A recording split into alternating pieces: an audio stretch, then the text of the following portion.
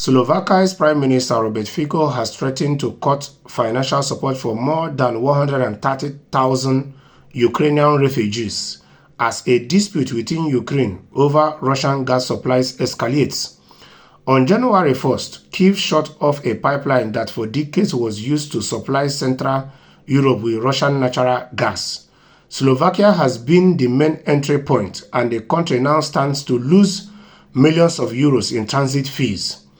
So it's not even Ukraine alone that is getting transit fees. Slovakia as well is getting money too, being that this Russian gas is being transited through Slovakia. So Slovakia is losing millions of euros.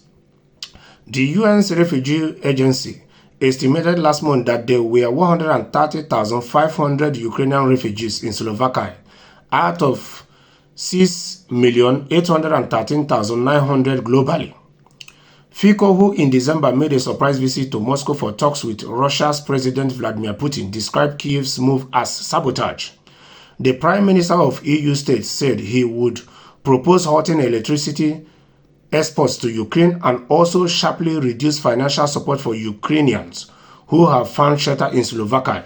So in December, this leader in Slovakia even threatened to halt electricity exports to Ukraine, meaning that Slovakia has been one of the countries that has been supplying Ukraine electricity.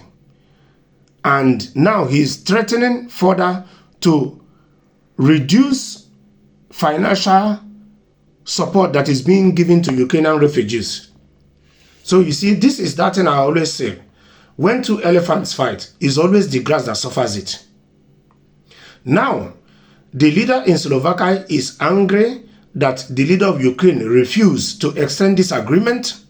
What does these poor Ukrainian refugees that ran to Slovakia in search of safety, in search of a better future, what have they got to do with this?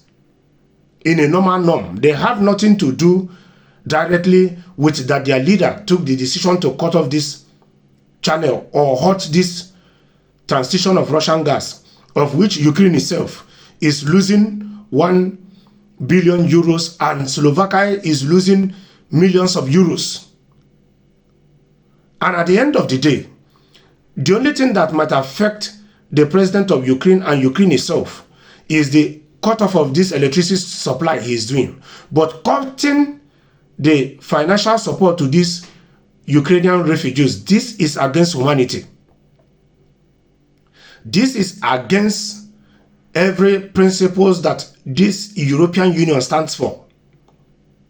So I think at this point in time, the Slovakia president or the leader has to retrace this stand by cutting this aid from these people, because he will be frustrating them, and in return, this can lead to a whole lot of things.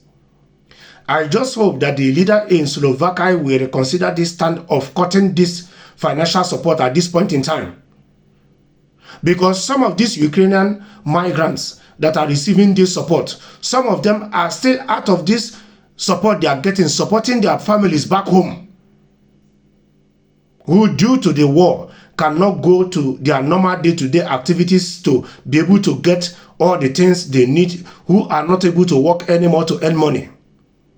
So for once, the leader in Slovakia should find another means of getting back to Ukraine or Kyiv, and not to the vulnerable Ukrainian refugees that run to Slovakia for safety, for comfort, for their lives, because this is unfair to them.